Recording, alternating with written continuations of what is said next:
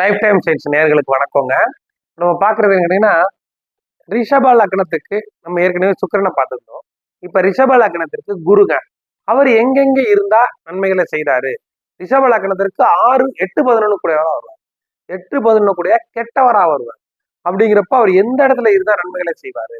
எந்த இடத்துல இருந்தா அந்த ஜாதகத்தையே கெடுக்கிறாரு? அவங்களுடைய வாழ்க்கையே ரொம்ப கெடுத்துறாரு. அது எப்படி அப்படிங்கிறது இப்ப நம்ம அந்த சார்ட்ல காட்டுற பாருங்க.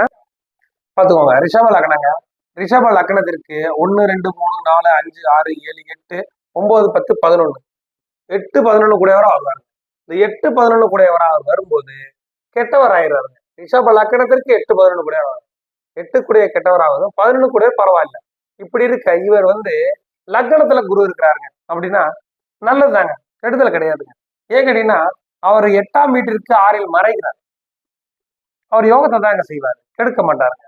லக்னத்துல குரு இருக்கலாங்க, சரி ஓகேங்க. இந்த 2 இருக்கு இல்லைங்களா, இங்க மட்டும் இருக்கவே கூடாது. இங்க இருந்தாருன்னா மொத்தமா அவங்க குடும்ப வாழ்க்கையெல்லாம் கெடுத்துருவாரு. குடும்பத்துல இருக்க மாட்டாரு, பல பிரச்சனைகள் அவருக்கு வரும். 2ஆம் இடம் குடும்பத்தை கெடுத்துருவார். 10ஆவதுக்கு 8ஆம் வீட்டை வேற பார்ப்பாரு. கடன் தொல்லை, தவறான வழிகளை பல செலவழிப்பெல்லாம் பண்ணுவாரு. அதுக்கு அடுத்தபடியா பாத்தீங்கன்னா 3 உச்சமடையவே கூடாதுங்க. இந்த லக்னத்துக்கு குரு மட்டும் உச்சமடையவே கூடாது. உச்சமடைஞ்சு கூட பாவக்கிரகங்கள் இருந்தா கூட அவர் நல்லது பண்றது இல்லை.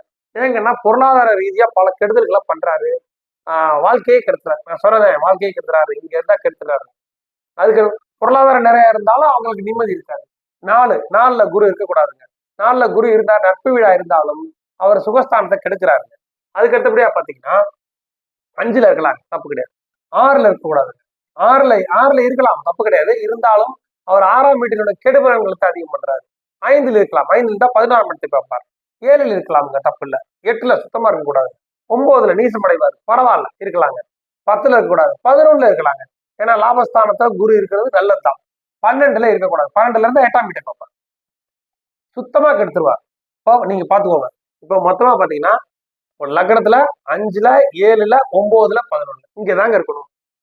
இப்படி போய்க்கணும், இப்படி இருக்கணுங்க. இப்படி இருந்தா குரு கெடுதல்கள்லாம் பண்றது இல்லைங்க. உங்க ஜாதகத்துல எப்படி இருக்கு அப்படிங்கிறத நீங்க